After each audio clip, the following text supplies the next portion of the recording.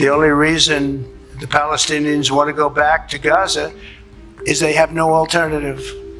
It's right now a demolition site. This is just a demolition site. Virtually every building is down.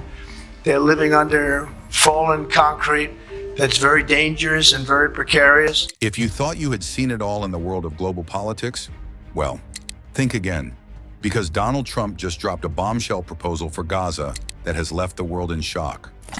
Some are calling it a stroke of pure genius, a bold master plan that could change the Middle East forever.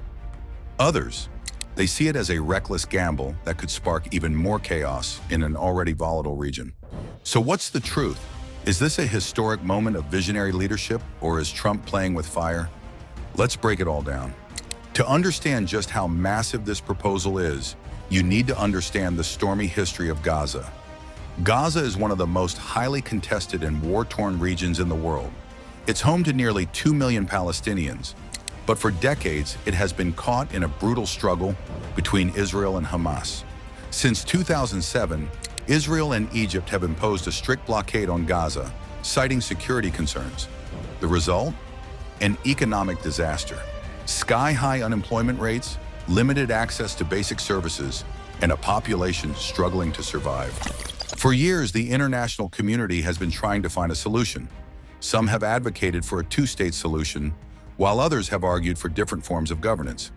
But now Donald Trump has entered the conversation with a plan so controversial, so unexpected, that it has sent shockwaves across the globe. At a recent press conference with Israeli Prime Minister Benjamin Netanyahu, Trump casually dropped his latest idea, one that nobody saw coming. The U.S. will take over the Gaza Strip, and we will do a job with it too.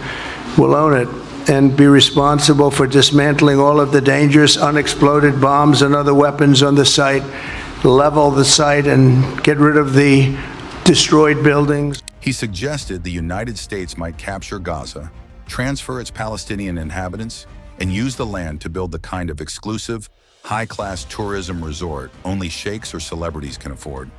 Trump also pitched the idea to turn Gaza into a sort of tourist spot, the Riviera of the Middle East. And I don't want to be cute, I don't want to be a wise guy, but the Riviera of the Middle East, this could be something that could be so bad, this could be so magnificent. But more importantly than that is the people that have been absolutely destroyed that live there now can live in peace in a much better situation. A Riviera of the Middle East? Don't worry, you heard that right. Now, if this sounds like a wrong decision or a bluff to you, you're certainly not the first. This proposal is the complete opposite of what traditional U.S. foreign policy has always been, to push for negotiations between Israel and Palestine. But Trump certainly chose to be in the news headlines rather than to protect American values.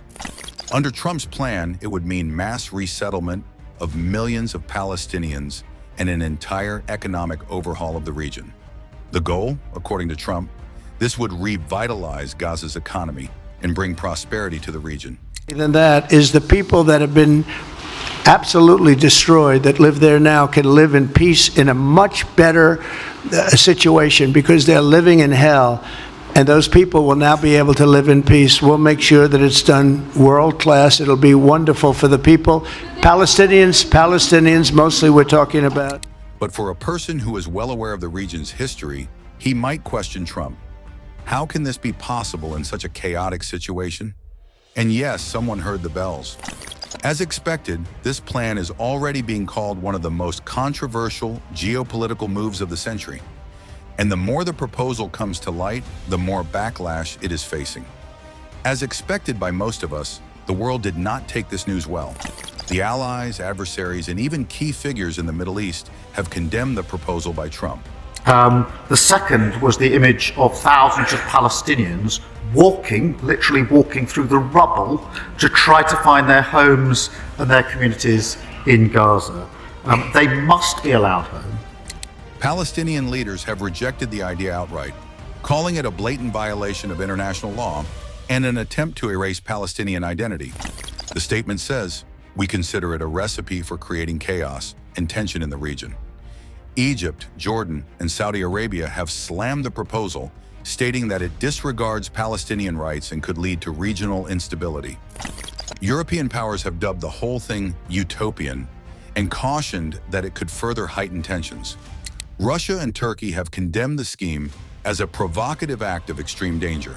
The answer is that Egypt gave a clear answer, Jordan gave a clear answer, and the answer rejecting displacing the Palestinian people from the Gaza Strip.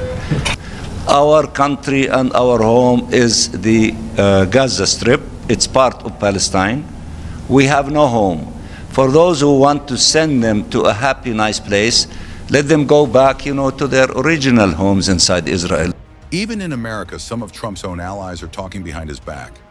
And if you thought this was going to be celebrated and welcomed with open arms, then you are wrong. Because right now, this is nowhere to be seen. Now let's talk about the elephant in the room. The ethics of this whole thing. Trump's proposal isn't just controversial, it's also potentially illegal. Forcing people to relocate from their homeland? That's not just a bad look. It violates international law under the Geneva Conventions. It also brings back horrific memories for Palestinians. In 1948, during the creation of Israel, hundreds of thousands of Palestinians were displaced in what is known as the Nakba, the catastrophe. So naturally, many Palestinians see Trump's plan as history repeating itself. And let's be honest, turning a war zone into a luxury resort while forcibly removing its people? That's the kind of thing that sparks revolutions. This proposal is not just a logistical nightmare, it's a human rights crisis waiting to happen. Now let's talk about some potential consequences. If Trump goes ahead with this idea, then what? Well, the fragile ceasefire between Israel and Hamas could all come crashing down overnight. Hamas, who currently holds control in Gaza, would never accept a plan that dismantles their authority and forces their people out. In short, violence. Then there's the question of where these displaced Palestinians would go. Would they be shipped to Jordan, Lebanon, Egypt? And would those countries even accept them? One shouldn't forget this. If Trump actually does this, he's risking alienating key U.S. allies. This could push Middle Eastern nations to strengthen relations with Russia or China, an outcome nobody can predict and one that'd shift the landscape of global power. So if you think this is just another political stunt, think again. This could completely reshape the Middle East as we know it. Now the big question, why would Trump even propose something this radical? There are a few possibilities. A political distraction? Maybe. As Trump is elected as president recently, he might be using this to grab headlines and steal attention from his political opponents. Or another possibility is that he might be doing this to strengthen ties with Israel. By proposing such a pro-Israel plan, Trump cements his position among pro-Israel voters and donors. Trump has always wanted to remake the Middle East. Maybe this is his way of trying to go down in history as the guy who solved the Gaza crisis, no matter how reckless the plan is. But here's the truth. Even if this idea never sees the light of the day, Trump has already altered the conversation. By mentioning this proposition, he has forced Gaza into world leaders' agendas. They have to redesign their strategy for the region. That's a game changer. So, where do we stand? Is it a visionist strategist who sees a solution nobody else can see? Or yet just another reckless gamble that can plunge the Middle East into chaos? Some argue that radical problems need radical solutions, and that Trump's vision might actually bring peace in the long run. Others believe this is nothing more than a reckless power play, one that will cause more harm than good. And now the question goes to you. What do you think? Is this the future of Middle East diplomacy? Or is it a ticking time bomb waiting to explode? Drop your thoughts in the comments because this debate is far from over. And if you want more deep dives into the world's biggest political shakeups, make sure to subscribe. Because trust me, this is only the beginning. Thanks for watching, and as always, stay informed, stay engaged, and keep questioning everything.